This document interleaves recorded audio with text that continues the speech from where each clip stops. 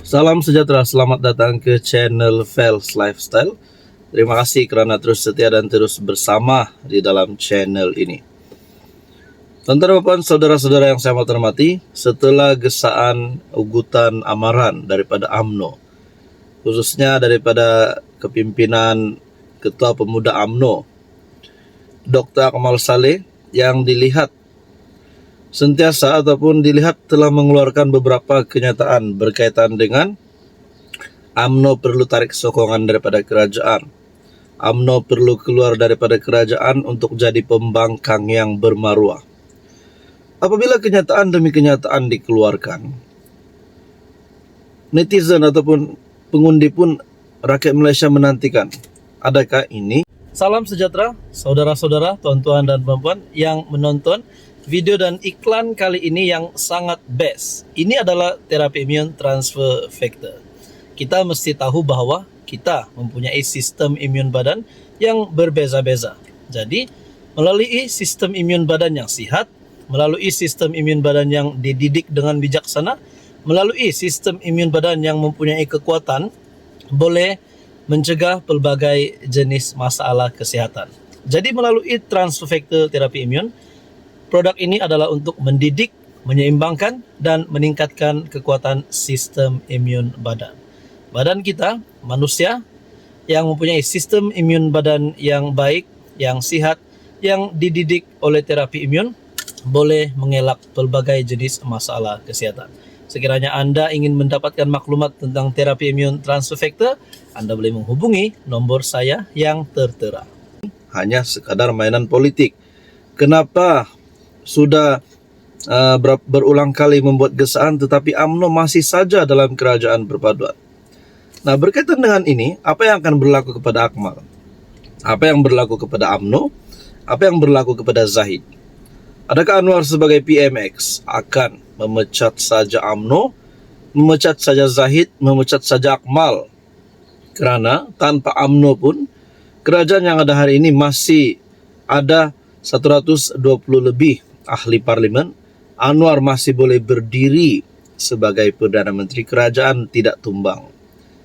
Persoalan seterusnya pula, kalau benar-benar UMNO keluar kerajaan, bergabung bersama PAS seperti yang direncanakan oleh PAS dan UMNO sebelum ini, ada kepimpinan mereka yang merancangkan perkara itu. Adakah bersatu pula akan menerima UMNO semula? Adakah bersatu bersetuju untuk bersama-sama di dalam muafakat nasional?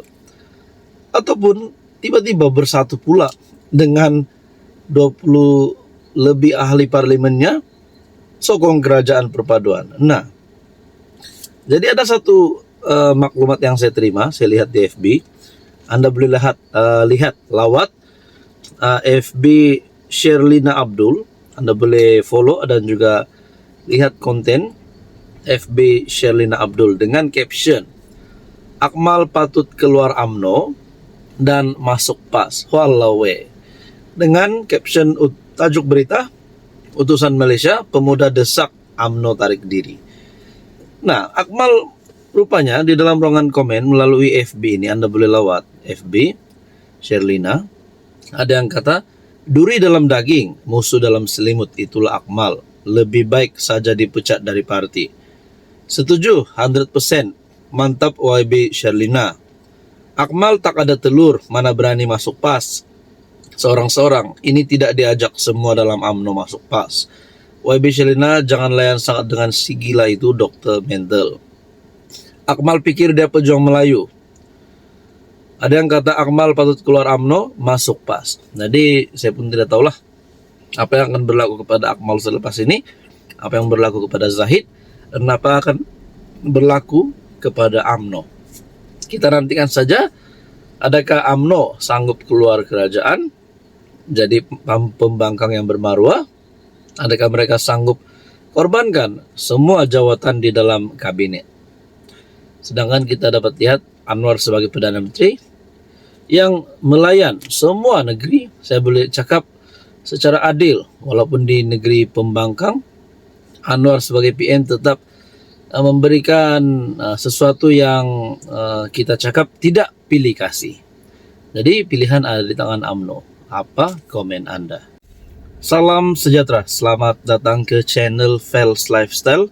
Terima kasih kerana terus setia dan terus bersama di dalam channel ini.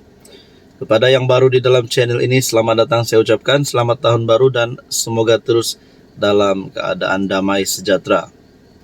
Saudara-saudara yang saya amat hormati, tuan-tuan dan puan-puan. Mungkin bukan sahaja saya yang tertanya-tanya, mungkin Anda juga tertanya-tanya. Apakah akan berlaku kepada kerajaan, kepada Anwar, sekiranya UMNO, Barisan Nasional, keluar daripada kerajaan pada hari ini ataupun bila-bila waktu sebelum tamat penggal? Mungkin kita sudah mendengar kenyataan-kenyataan daripada kepimpinan UMNO, kepimpinan PAS berkaitan dengan penyatuan semula Parti Besar Melayu ini. Ditambahkan pula dengan ada cadangan bersatu, PAS dan UMNO membentuk gabungan baru, bukan setakat muafakat nasional, tetapi sebagai muafakat agung. Jadi kita tertanya-tanya, apa akan berlaku kepada kerajaan sekiranya benar-benar UMNO Barisan Nasional keluar daripada kerajaan? Di sebalik gesaan daripada Ketua Pemuda UMNO sendiri, Dr. Akmal Saleh, agar UMNO menarik diri daripada kerajaan menjadi pembangkang yang bermaruah. Nah, apa yang berlaku? Mungkin banyak pendapat berbeza-beza daripada kalangan rakyat Malaysia, daripada pemerhati politik, daripada rakyat Malaysia, netizen dan pengamal media sosial. Ada satu pendapat yang cukup hebat, saya mau kongsi dengan anda semua. Daripada Harapan Daily, anda boleh lawat Harapan Daily. Ini yang berlaku kepada PH jika UMNO tinggalkan kerajaan perpaduan. Mungkin kita tertanya-tanya, sekiranya UMNO BN keluar daripada kerajaan perpaduan, adakah parti-parti yang lain yang menyokong kerajaan juga akan mengikut langkah BN UMNO? Adakah GRS, GPS akan mengikuti langkah BN UMNO untuk keluar daripada kerajaan? Nah, itu yang menjadi persoalan paling utama. Tapi dalam ulasan ataupun dalam kenyataan ini, PH masih berpotensi menang pilihan raya umum ke-16 dan mengekalkan Datuk Seri Anwar sebagai Perdana Menteri bagi penggal kedua walaupun tanpa kerjasama UMNO, kata Profesor Madya Dr. Muhammad Yusri Ibrahim, pensyarah pengajian polisi Universiti Malaysia Terengganu itu berkata, hal tersebut bergantung kepada beberapa faktor utama landscape politik semasa.